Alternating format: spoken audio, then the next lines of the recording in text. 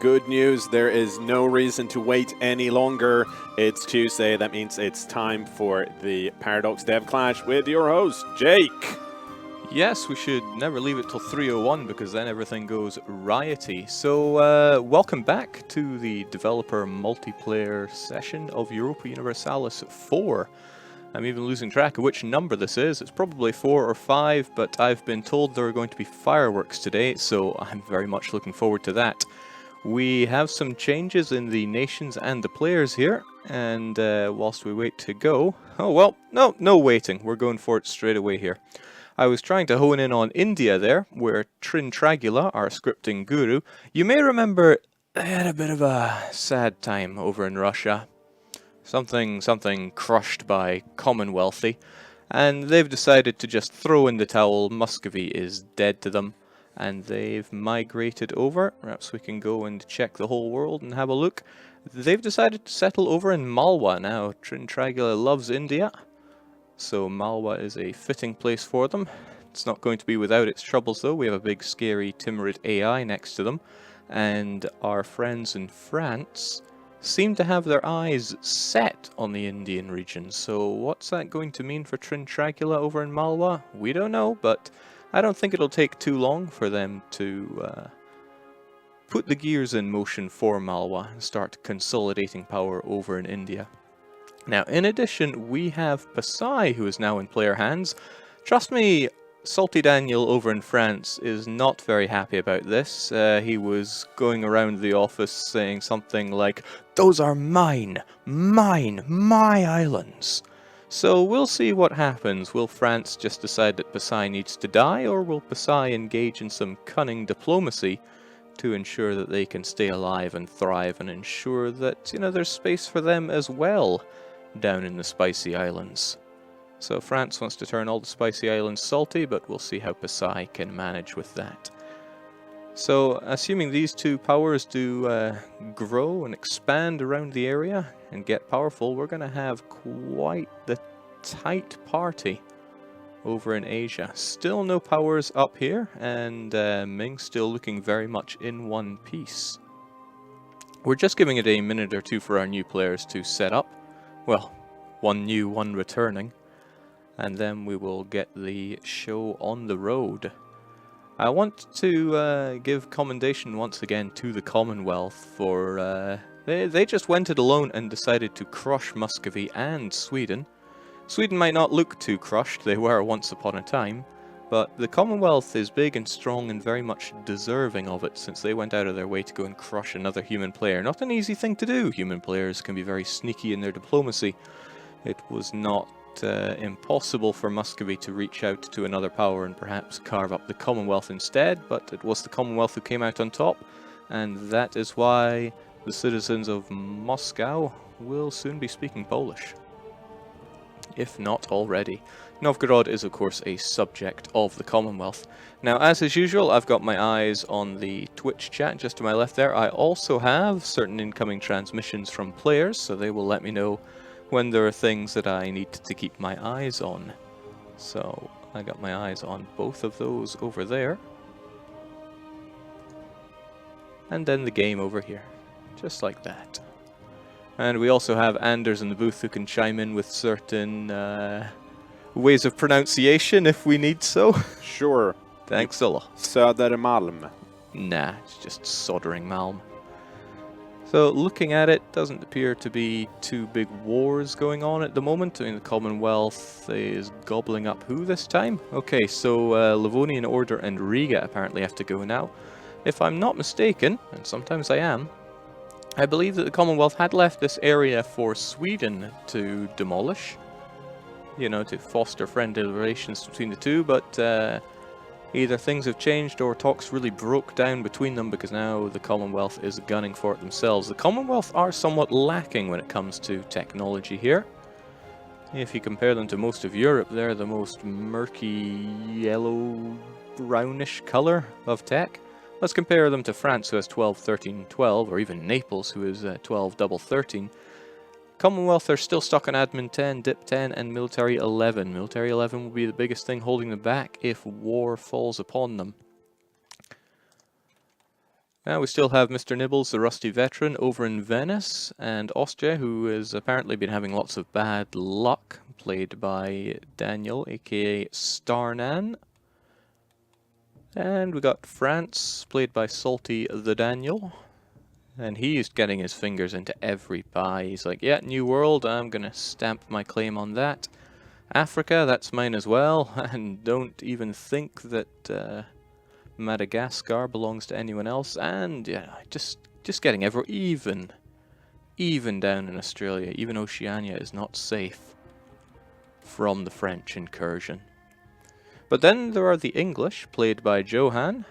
Never the predictable player. He has subjugated Scotland, grabbed a little chunk of Norway, apparently without any kind of diplomacy with the letter Z over in Sweden, whilst expanding his influence in North America. Now, apparently, the deal between Johan and Grugi, who for this is playing the Ottomans, England, or soon to be Great Britain, I imagine, gets the north.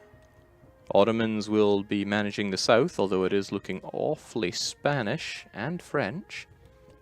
And then Central America is anybody's game, so if you colonize it first, it is yours. That's why Prefectura Mahometana and New Lancashire are coexisting there. Seems that they've already drawn the boundaries there, but they... oh ho ho! Hey, the English getting in here, there, and everywhere. Now, in addition to this, we have Imse, who has decided to play it low this campaign. It was even on their player profile. Stay low, stay out of trouble, and they'll be hopefully surviving as Morocco, surviving and thriving, especially when Portugal, our Grand Republic Portugal, is trying to establish themselves in estuaries and centres of trade to boost the value of goods nearby. So we've got a 10% boost for the Malian provinces here. And then 25% boost over in the likes of Carao. You know, the boost from merchant republics, pretty good way of keeping yourself alive in multiplayer. People don't want to kill you since, well, you're giving them loads of money. So we've got quite a few things coming in the chat. One person in particular wants to know the idea set for the Ottomans. We can ping over to them. I just want to get another quick check on the wars, because I don't want to be missing out on big PvPs, but no such thing going on there. So we have the Ottomans. They went exploration first, and rightly so, because over in Albania they wanted to ensure that that became the major colonial port, and also the birthplace of the colonialism institution. Not something you're going to see, because normally that usually happens over in Iberia, or maybe France or England, but no, the Ottomans decided that colonialism shall be their baby, and thus it was so. In addition to exploration, they've gone down the offensive ideas and the humanist ideas. It's kind of funny, since they've decided to go Coptomans, putting the OP in Coptic, and yeah, they claim that they are humanists and they will accept all faiths, but really looks like they're doing a lot of purging from what I can see. Not bad. There was something else I wanted to check on the Ottomans, but it slips my mind. It slips my mind. There have been some changes put in. I'm not sure if it's in this build or not. We can have a quick check here. Okay, no, there were some Copto nerfs put in, but it seems it was too late to stop Grugi at this time. That being that the Ottomans will likely lose the Ottoman government for flipping to Coptic, and also bring down the True Faith Tolerance and Discipline bonuses that they're getting, but that's not in this build, so Grugi is free to go on a warpath as much as he wants. Which includes the Third War of Ottoman Aggression. No Casus Belli remains the most effective and attractive Casus Belli. No war goal, but they're gunning down the Papal States, and Necromunda as well are involved in this. So they've gotten themselves an alliance with the Papal State and Siena, but I don't think Necromunda is going to be too much of a threat to the Coptomans here. When it comes to military tech, the Ottomans outweigh the Pope, so they're going to be sacking Rome, I assume. I wonder if they'll be able to convert it to glorious Coptic. That won't be easy, it'll be the wrong culture, and it has that religious centre and fairly high development, so straight away that's a 3 8, 9, yeah, like a 10.5 malice to conversion rate. I'm sure the Ottomans can figure something out. This is Grugi, he's pretty good at unorthodox play. Get it? He's not orthodox, he's Coptic. Can you show the changes to national ID as mentioned in today's dev diary? And the new idea set Garwal clearly has. Well, Blackwind's there, you say quite a bit here in the chat, but I think we'll be... Oh man, Grugi is pulling us behind here. New ideas, new ideas. Some of the people that I wanted to check the ideas for have already been wiped out, so how about I just casually say we'll be covering that next week? Yeah, I think I can get away with that. I was curious, somebody's at war with Shu, but that's you, that's more Ottoman aggression. Truly no CB is the best CB for you. We're also hoping that our host can bump the speed back up to speed 3 there.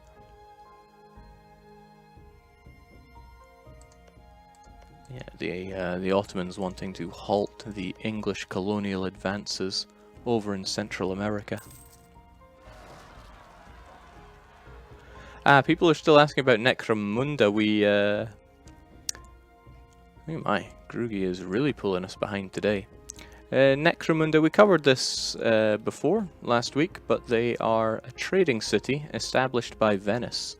Might as well go over it again for those of you that missed it last week, but if you own Mare Nostrum, this is a 1.18 update for those of you without Mare Nostrum, you, as a merchant republic, can establish trading cities, and they will automatically become part of your trade league, and they will stick to just their one province. Their AI has no desire to expand, so it's a way to establish your own outposts along the way instead of just having to invite people to your trade league, because eventually your trade league gets so big that more people are really unwilling to join it. Seems that the Ottomans are doing pretty well with their sacking of Rome. I'm not seeing a papal army here, there, or anywhere. They are enjoying a bit of debt, but that's not going to even be a thorn in the side for the Ottomans. They are big, rich, and powerful, and nobody seems to be stopping them. Imagine getting CBs, that would be insane. Well, it would actually be pretty tricky for the Ottomans to get a casus belli on the Pope right now. I'm pretty proud of the Commonwealth here. They've decided to balkanize the area into Estonia, Livonia, what's left of the Livonian Order, and there's Riga still there. Looking a little blue there, so what have you done? You still got your March of Moldavia, but you have Livonia and Riga as a vassal, and soon Novgorod are going to be no more. Seems like Diplotech is just something the Commonwealth does not want, and oh my... Soon there goes Novgorod, and they're not going to have much money troubles, I don't think. They are heavily in debt, but with the securing of the Novgorod trade node almost entirely for themselves, and they can funnel that Kiev money up there, I imagine they can put a cork in Novgorod a lot better than they can over in Krakow, because they're only keeping about a third of the money from Krakow, and the rest of it is flowing out. So although the Commonwealth are big and scary, they are fairly poor and lacking in technology. Well, 66 ducats a month poor. You got to keep the overheads in mind as well. We'll have a quick look at how countries are doing overall. Oh, jings. Venice is just rolling in money. They could bankroll anybody they want right now. But income tends to be the bit more important thing. So yeah, Commonwealth, they're big and huge, but they're only 5th on the list. Venice making more money than anybody else in the world. That's rusty veteran Mr. Nibbles at work as ever.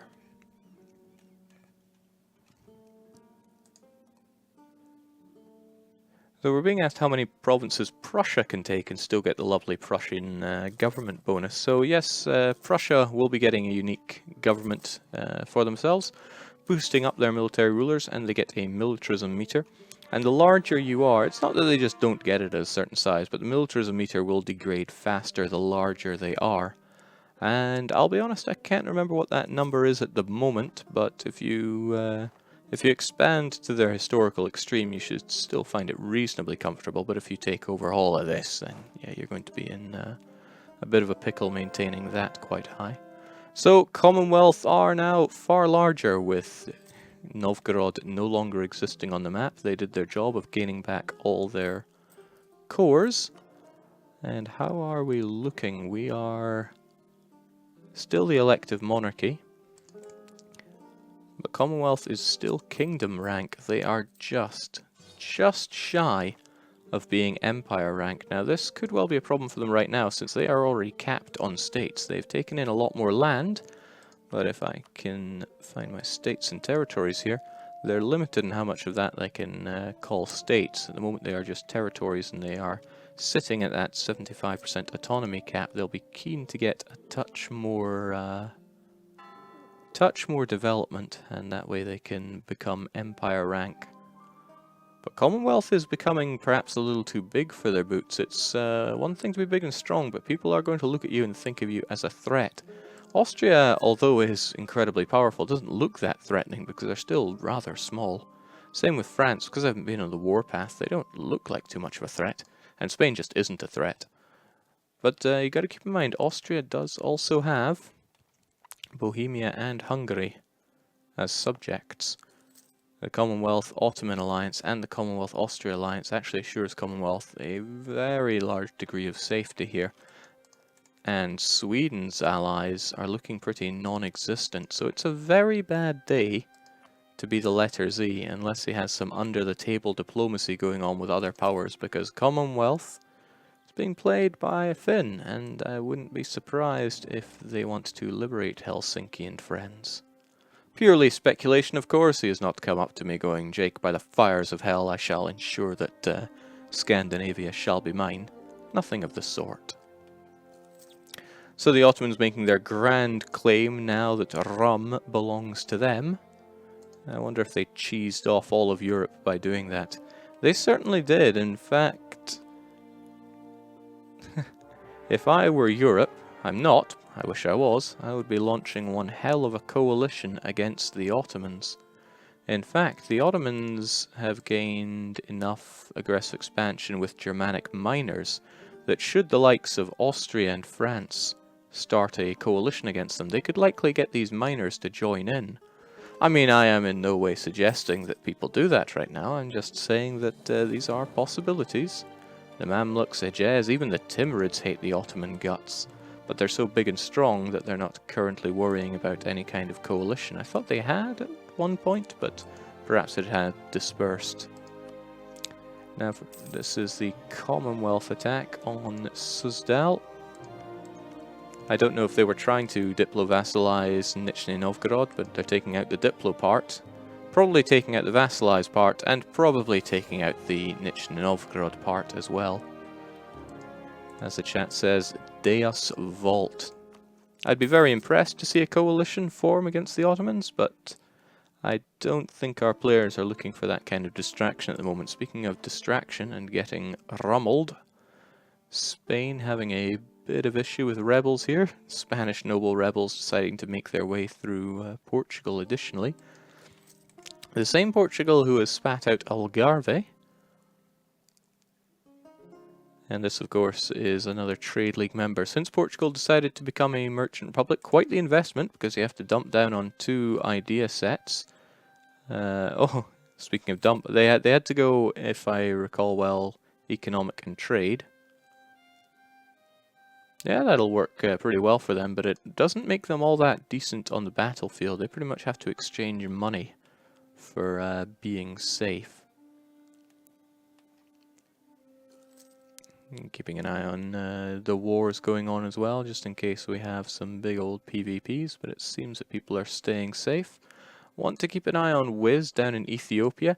Now, actually, in addition to that, I can't quite see in this region, but I wonder if I can grab somebody that gets the best of both worlds. Here we go. So, Wiz, you may have seen him on the very humble player profiles video that played before this. He stepped in as Ethiopia a few sessions ago. He's doing very well, and thanks to good diplomacy with the Ottomans, he is enjoying Very much the fruits of Coptic labour, and yep, all the Coptic faith bonuses belong to him. He also has the subject Makuria. Is it subject? Yes, they are the March of Ethiopia, and that is being piloted by Bjorn. What I'm getting at here was that Bjorn used to play down here in Luba. We all prayed for Luba, but it just wasn't enough. Luba was eliminated, and Bjorn was reincarnated over in Makuria. He has said that he shall return to Luba. Luba's cores won't be going anywhere so long as the culture of Luba exists. He claims that he shall bring them back, and the Kuba Luba that he wanted all along shall rise.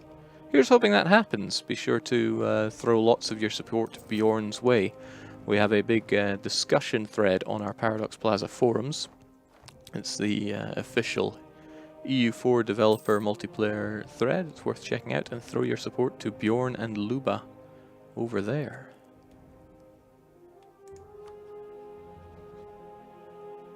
So actually, surprisingly, they did decide to subjugate Nizhny Novgorod. I guess Commonwealth are not concerned at all about Diplo relations. They are 2 over, so they're constantly getting hammered on Diplo points. Not the best for somebody that's already lacking in tech, and it will make those subjects considerably more willing to revolt against them. Riga especially, can never trust the Regans. They want to rise up too. Burgundy is trying to do a bit of a comeback. They have some of their provinces back, and I want to make sure they're actually being played today. Yes, there we go. Gnivobumine, I never get his name right. I'm just going to call him Other Martin. Martin 2. One of our AI programmers. He's over there in Burgundy. Things went very wrong for him. He got too greedy. Normally greed is a bit of a good trait to have in this kind of game, but he got too greedy, took like a 30 development province inside the HRE, and paid dearly for it. His nation got smashed, but looking on the bright side, he said, well, at least now I can join the HRE, and that's what he's doing, although he is little more than a puppet of Austria at the moment. I want to pop over and see how Malwa is doing. They've had a few years now to get on their feet. Hopefully they're not getting themselves destroyed by these 44,000, 50, oh man, it's a big war you're getting yourself involved in right out the get-go.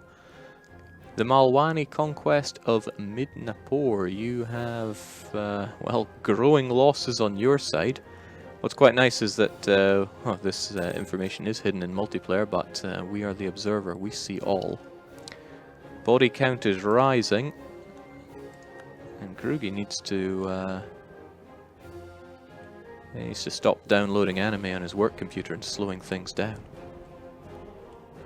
Okay, now it seems that Malwa have things under their control. They're going to destroy Orissa, grow ever stronger. Especially when he has condottieri offers coming in from Bachmanes. Well, what's left of Bachmanes. Quite an unusual state of affairs when you see Malwa and Gujarat are coming out on top here. Normally you'll see Vijayanagar or Bachmanes dominate. Maybe, just maybe, see Jampur up north, but nope, none of that.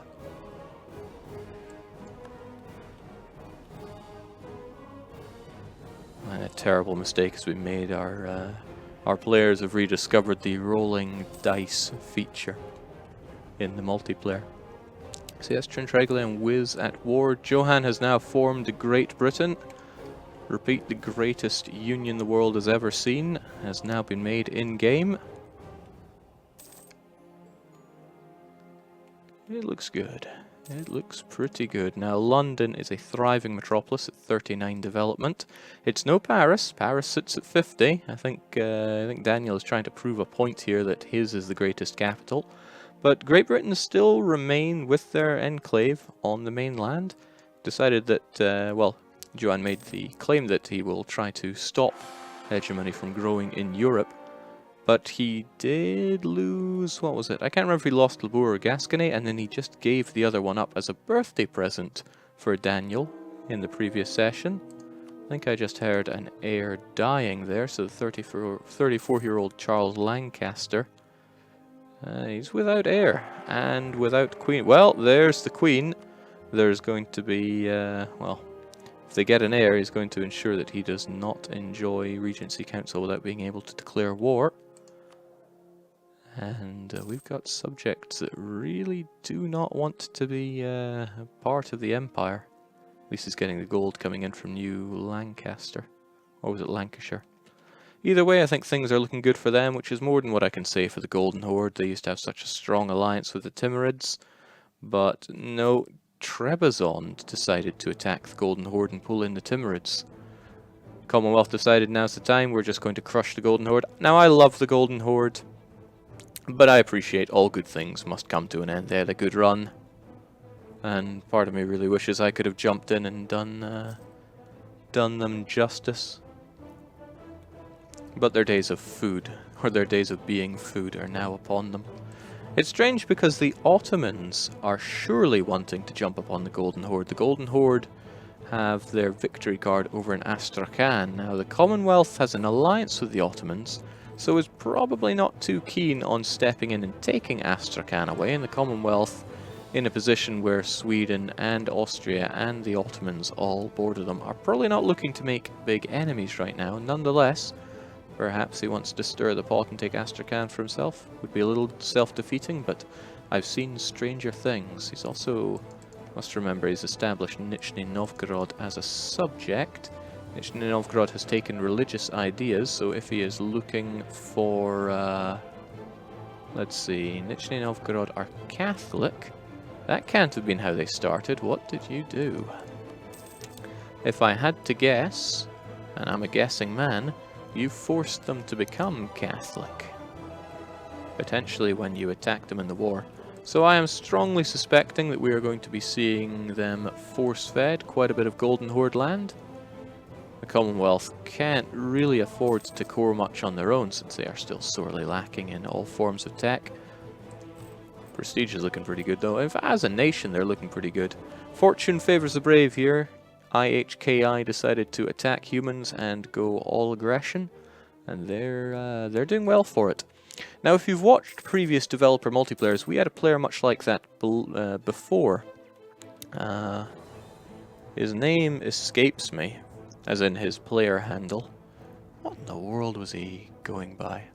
I don't know. Maybe the other players can remind me here. I'm just going to call him Other Daniel because he was yet another Daniel. And he was extremely aggressive. He would attack here, there, and everywhere, and he would usually do very well for it. But it would always be his downfall, because he would disregard diplomacy too much. Seems our player here is engaging in decent diplomacy, a couple of very strong allies, sealing off themselves from there and isolating Sweden. Maybe they will be able to fail where he did not. Here's hoping that someone can remind me, yes. I'm trying to get their player handle from the other players at the moment because I can't remember it for the life of me. Well, it's a sad day to be the Golden Horde. They are losing well and truly to the Commonwealth. The Commonwealth, who did manage to get Tech 12. Not having Tech 12 is a huge pain. So, well aware that he'd never be able to convert it, the Ottomans have decided to give up RoM to his true brethren over in Ethiopia. It's dangerous times for everyone who's looking over at the Ottomans and Ethiopia because they're working strongly together. The Ottomans also allied with Commonwealth, so anyone attacking the Ottomans is going to have a tough time of it. Granted, Ethiopia would have also a hard time getting up there and having much influence. But the times for being able to attack the Ottomans are fleeting for much of Europe, because he just keeps getting stronger and stronger and poking his nose where one might say his nose should not be poking. Ethiopia has managed to stack enough bonuses that they do have a positive conversion rate over on RoM. They could probably get it a bit better, but not yet. We will, of course, be seeing a Coptic RoM here, so congratulations to the Copto-Menace.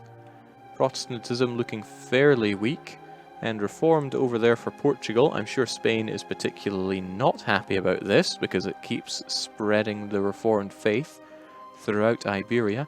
Portugal is likely enjoying this so that they can have their trade bonuses going on, or at least once they get decent amounts of fervour building up.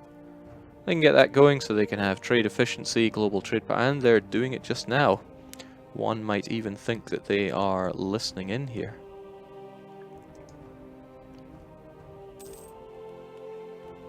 I'm sure he'd never be so underhanded. I want to stop back over in India because we haven't been giving it its due consideration during this. Bengal's getting attacked, but in come, oh, here, there, and everywhere. Sending the enemy packing whilst taking over Orissa, it's what they do. Seems that they've been getting stalled out a bit. I would have expected sore balls to have been besieged and occupied by now. But lots of people getting involved in here. Malwa could well find themselves getting drained down a bit too much in this war. Blockaded. At least their allies have high war enthusiasm, but they don't appear to be winning this war all that well. And as the battles roll in and eradicate his armies which notably are not using firearms, I know this is Gujarati condottieri, but they're still getting slapped about. Yeah, the Bengalese also fighting with pointy sticks, whilst the Orissi, they bring the fire and brimstone. Now, Malwa did step in with a bit of a problem in that they had humanism and I believe diplomatic ideas that they have decided to kick to the curb in favour of defensive ideas. Didn't remember Malwa getting inflation reduction as well. Malwa is such a strong nation, it's incredible. Which makes it no big surprise that they've come out so well, it's just that they're usually surrounded by even stronger powers. It's a sad state to see the Golden Horde like this. They are a lucky... That is Muscovy, Jake. There we go. They're a lucky nation, but that only brings you so far when all the players are out to kill you. I'm being reminded that the aggressive player from before was Grekolf. Thank you for that, letter Z over in Sweden, letting us know. Dropping the bombs of truth on my ignorant land here. Alright, so Daniel is not giving much respite over in India. He decides that he must have more and more. He's taking over Madurai. It's a particularly good province. He wants that silk, but more so than most, I think he wants that trade power. He is not attacking Pasai. Pasai have made themselves plenty of alliances, so that if France do come knocking, they have something to force them away with. Technologically only slightly inferior to the French right now, although they are looking pretty positive. You have to remember that for the first 100 years there was very little tech penalty for our friends over here because the institution of feudalism already existed for all the non-tribals here. It had only built up over time. Of course now they're sitting on probably quite a healthy... there we go. Oh, the Renaissance has actually spread a fair bit. But they do not have colonialism and they do not have the printing press enabled. So if we were to take Khmer, for example, they're currently sitting on a 61% tech penalty, so about what there was before, but for a good chunk of it they had no tech penalty, or very small tech penalty. Otherwise, Fido taking on Tunis. I can see through his game here, he wants to take that centre of trade. Coastal centre of trade on Tunis, most likely. Well, I say that, but he doesn't actually appear to be fighting here. Portuguese humiliation of Tunis. But why? I don't know why. He's also in a position to embrace the printing press. He doesn't really need to right now, though, unless he's desperate to take some of these techs, but 12% tech penalty is probably not worth it. When he could wait and have the institution spread quite a bit more. Take this province, for example. It is growing in printing press, and give it not too very long, and it will probably have it as well, lowering the price of embracing it. We're being asked what's happening up in Songhai, and I can really get behind that question. Songhai is looking good, consolidating the power over in the armpit of Africa, and demolishing what's left of Mali. If he's a clever nugget, he'll probably be trying to take it all over before France takes even more for themselves. If we take a look over at the trade goods here, yes, France has already decided that gold belongs to them because they're greedy guts, but dye is like, it's powdered gold, really. Not to mention the iron, and Mali does pretty good with their trade goods. What I'm getting at is that Stronghai should not be shy in just taking over all of this that is not currently claimed by the Europeans. They have no reason not to. What's France going to do? Send down their entire army to crush Songhai? Well, actually, they wouldn't even have to bring half an army. Songhai is doing pathetic in technology. But it still would be a distraction for France, who could well find themselves being attacked by others.